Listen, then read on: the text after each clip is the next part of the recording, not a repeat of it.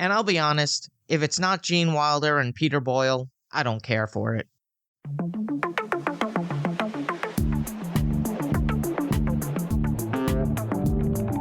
Seen it once, don't remember when. Think it's time to watch it again. Follow, subscribe, stay up to date. Episodes drop the last Friday. It's a Matt, forgot that. It's a Matt, forgot that. It's a Matt, forgot that podcast.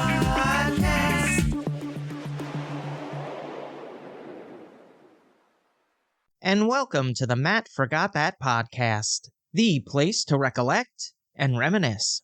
I'm your host, Matt Seroski, filmmaker, film fan. Each episode, I'm going to rewatch and review a movie or TV pilot that I've seen before but don't quite remember. It could be a blockbuster, critic's choice, or cult classic. To join in on the conversation, follow me on Twitter, Instagram, and Facebook, at Matt Seroski. You can subscribe to my YouTube page where I'll post videos and clips from the show.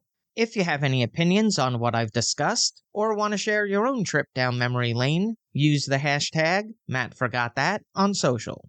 Before we start, RollingStone.com released an article many years ago, actually, with the top 10 worst songs of the 80s, according to their readers. And even though it's old, I've got some thoughts. Coming in at number 10, Never Gonna Give You Up by Rick Astley. This is such a quintessential 80s song that it became a meme. And no matter how many times it happens, I still laugh at every Rick Roll video. Number 9, Putting on the Ritz by Taco. This song has been around since 1929, and it's been covered by many legendary singers. Taco ain't one of them. And I'll be honest, if it's not Gene Wilder and Peter Boyle, I don't care for it. Number 8, Mickey by Tony Basil. Written by Mike Chapman and Nicky Chin, under the original title Kitty, which was covered by Racy, a British new wave group. Yeah, it's pretty annoying, but if you listen to just the instrumentation, it's a bit of a banger. At number 7, Don't Worry, Be Happy by Bobby McFerrin. It's the first song to reach number 1 on the Billboard Hot 100 that was performed entirely a cappella. On that alone, it should be removed from the list. But I suppose the positive message is lost upon the younger generation.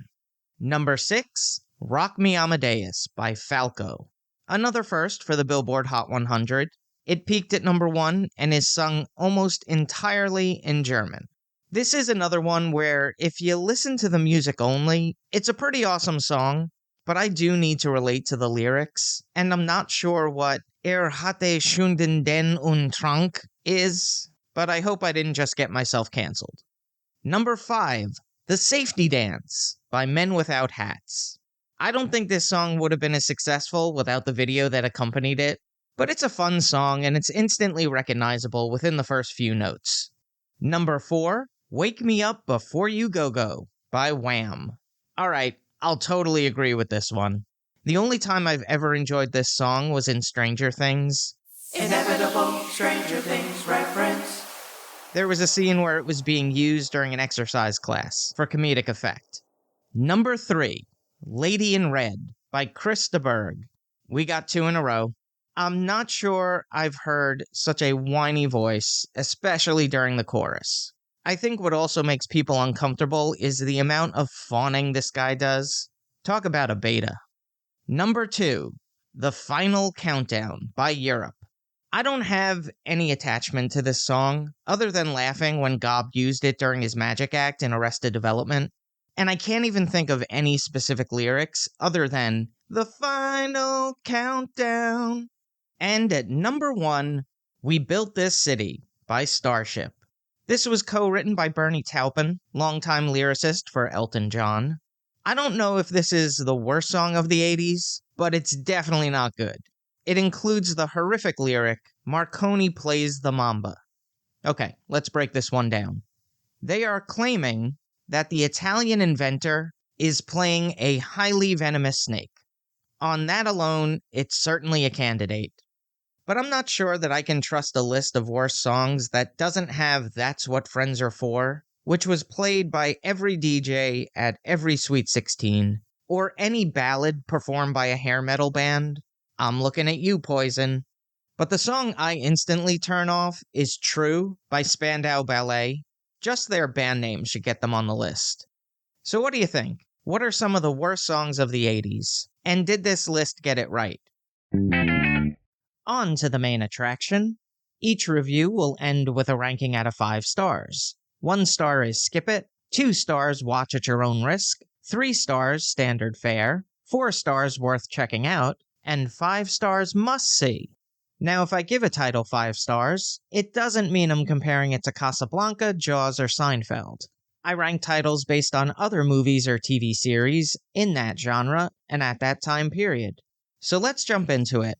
In this episode of the podcast, I'm rewatching and reviewing The Crow from 1994.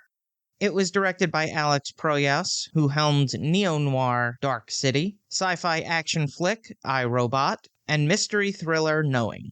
The screenplay was written by David J. Shaw, who scribed slasher films Leatherface, The Texas Chainsaw Massacre 3, and The Hills Run Red, and science fiction comedies Critters 3 and 4, and John Shirley, who penned the specialist adventure novels, which was turned into a movie starring Sylvester Stallone and Sharon Stone, and episodes of animated series The Real Ghostbusters, RoboCop, and Spawn.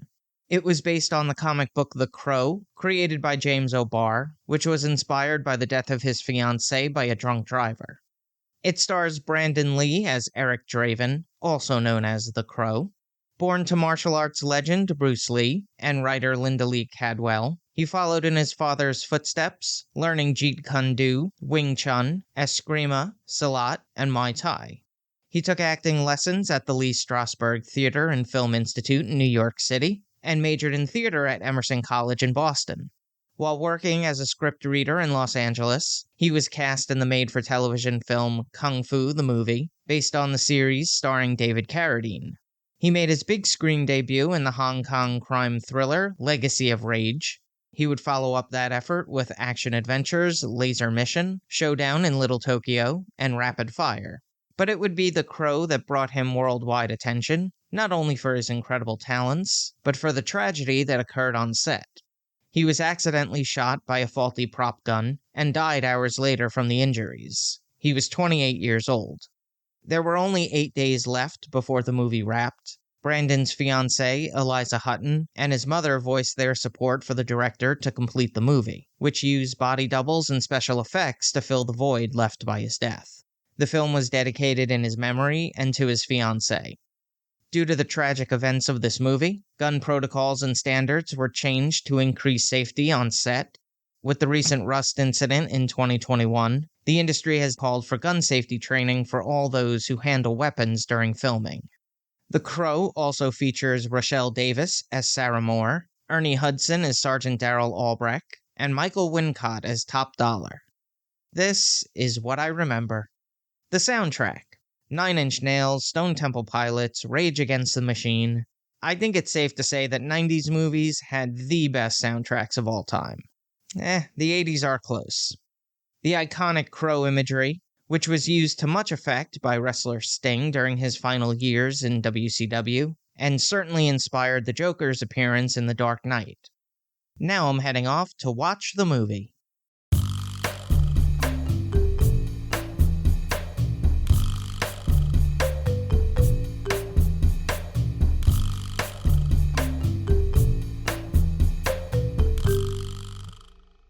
This is what I forgot.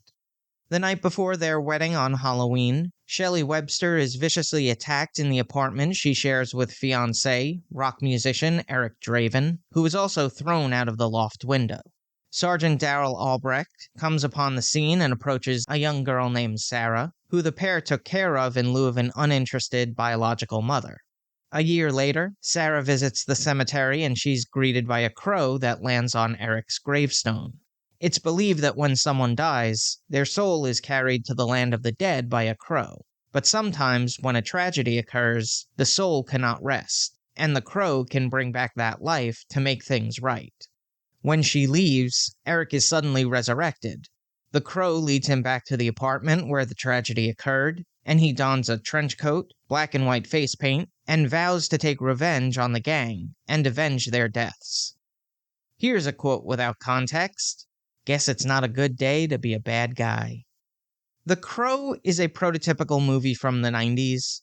Every filmmaking tool was employed. Flash cuts, distorted lenses, jagged slow-mo, funky camera angles. It's not a bad thing. It just dates the look and feel to a specific time period. It's a modern noir. There was persistent rain making the scenes atmospheric and gloomy, with the shadows and the light interplaying off each other. From the first moment, you're instantly thrown into the world and hooked into the story before it takes a step back and, with the use of flashbacks, gives you insight into the characters and their relationships. The fight scenes weren't overly choreographed and looks like something that would occur in your local bar at 2 a.m. after too many drinks. The special effects were not particularly effective. In the opening scene, the fires look like graphics from the video game Quake, and they were definitely shooting with miniatures and green screens. Normally, I am an advocate for practical effects over CGI, but you gotta make it look good. Now for a little trivial trivia. Despite being called the Crow, the birds used in the film are actually ravens, due to their larger appearance and more impressive beaks. The Crow was produced by Dimension Films and distributed by Miramax. It was mostly filmed at EUE Screen Gem Studios in Wilmington, North Carolina, with additional reshoots in Los Angeles. The cinematography was captured by Dariusz Wolski, whose filmography includes submarine thriller Crimson Tide, swashbuckling adventures Pirates of the Caribbean, The Curse of the Black Pearl, Dead Man's Chest, At World's End, and On Stranger Tides, and gothic musical Sweeney Todd, The Demon Barber of Fleet Street. He was nominated for an Academy Award for Best Achievement in Cinematography of News of the World. It was edited by Dove Honing, who worked on thriller Manhunter, comedy Overboard, historical drama The Last of the Mohicans, and was nominated for a Best Film Editing Oscar for The Fugitive, and M. Scott Smith, who's known for romance, Some Kinda Wonderful, horror sci-fi, Virus, and firefighter drama Ladder 49. The score was composed by Graham Revel, who wrote the music for horror sequel, Child's Play 2, crime thriller Hard Target, coming-of-age drama, The Basketball Diaries, cult classic The Craft, and stoner comedy Pineapple Express. The soundtrack features songs by The Cure, Violent Femmes, Pantera, and, as I mentioned earlier, 9 Inch Nails, Stone Temple Pilots, and Rage Against the Machine. The runtime is 1 hour 42 minutes. It had a budget of $23 million and grossed $94 million at the box office.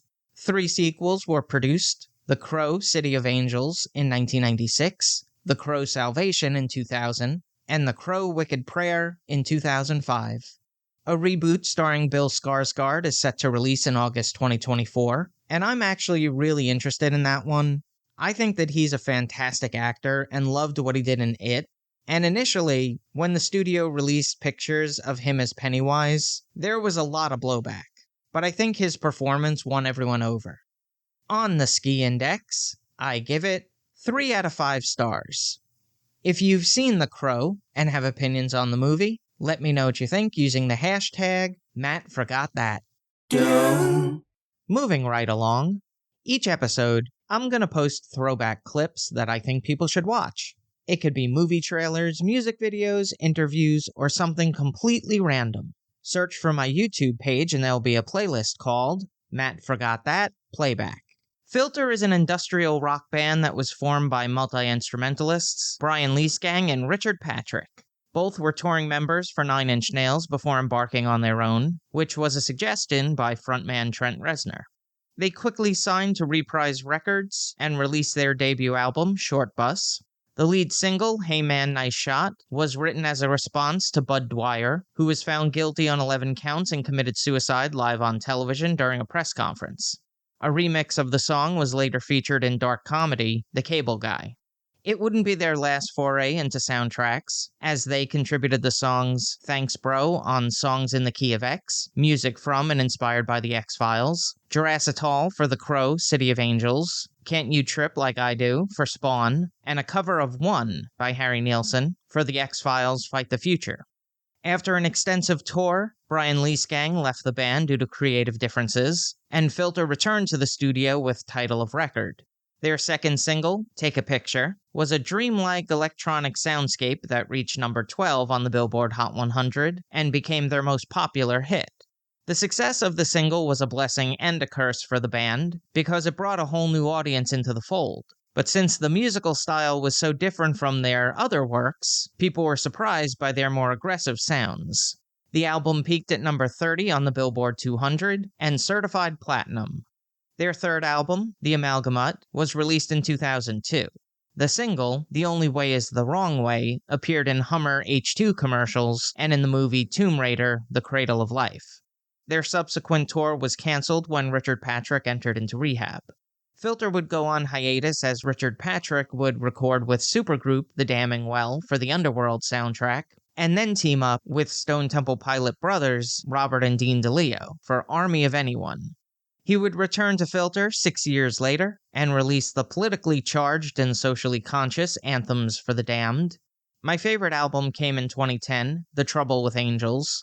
I saw Filter in concert around this time, and it was totally energetic. The band sounded great, and Richard Patrick is one of the strongest lead singers. He has such a powerful voice. It sounds like he's straining, but he never loses the quality from first song to last. It's actually a very highly rated concert in my book. Filter continues to record and tour. They released 3 additional albums, the latest, The Algorithm, in 2023. Fun fact, Richard Patrick is the younger brother of Robert Patrick, of Terminator 2 and the X-Files fame. So I've selected a couple of songs that represent Filter, and they're all available in the Matt Forgot That playback playlist on YouTube. Check it out. Now it's time for the recommendation. Yes, that's the word recommendation with Matt in the middle. I'm going to end each podcast with my own recommendation of a movie or TV series. Today I'm talking about 227. It tells the story of the people living at 227 Lexington Place in Washington, D.C., including Mary Jenkins, a sarcastic housewife, her husband Lester, who owns a construction company, their teenage daughter Brenda, nosy neighbor Pearl Shea, the entertaining and outgoing Sandra Clark, and landlady Rose Lee Holloway. It stars Marla Gibbs, Hal Williams, Regina King, Helen Martin, Jackée Harry, and Elena Reed Hall. It also features Curtis Baldwin, Barry Sobel, Tukey Smith, and Paul Winfield. It was co-created by Michael G. Moy, who worked on Good Times, The Jeffersons, Silver Spoons, and Married with Children, and Bill Boulware, who's known for Benson, The Fresh Prince of Bel-Air, and The Parkers. It was based on the play 227 by Christine Houston. Marla Gibbs composed and sang the show's theme song, There's No Place Like Home. Despite having some experienced heavy-hitting actors, the breakout star was Jackée Harry. She was nominated for 2 Primetime Emmy Awards, winning 1 for Outstanding Supporting Actress in a Comedy Series in 1987. She was the first Black actress to win in that category. She left in season 4 to pursue movie roles, and appeared in one of my favorite cult classics, Ladybugs, with Rodney Dangerfield and Jonathan Brandis. She would return to television in the twin sitcom Sister Sister for 6 seasons, 119 episodes. Jackée Harry and Marla Gibbs reunited in 2012 on the series The First Family, and in 2021 as mother and daughter on the soap opera Days of Our Lives. Regina King would go on to win 4 Emmy Awards for American Crime and Watchmen, and an Academy Award for If Beale Street Could Talk. 227 was on for 5 seasons, 116 episodes, from 1985 to 1990. That's all for this edition of Matt Forgot That. Thanks for listening to me reminisce. You can follow me on Twitter, Instagram, and Facebook at Matt Seroski. You can subscribe to my YouTube page where I'll post videos and clips from the show. If you have any opinions on what I've discussed, or want to share your own trip down memory lane, use the hashtag MattForgotThat on social. Head over to mattseroski.com for all the latest news and updates, and come back next time for the rewatch and review.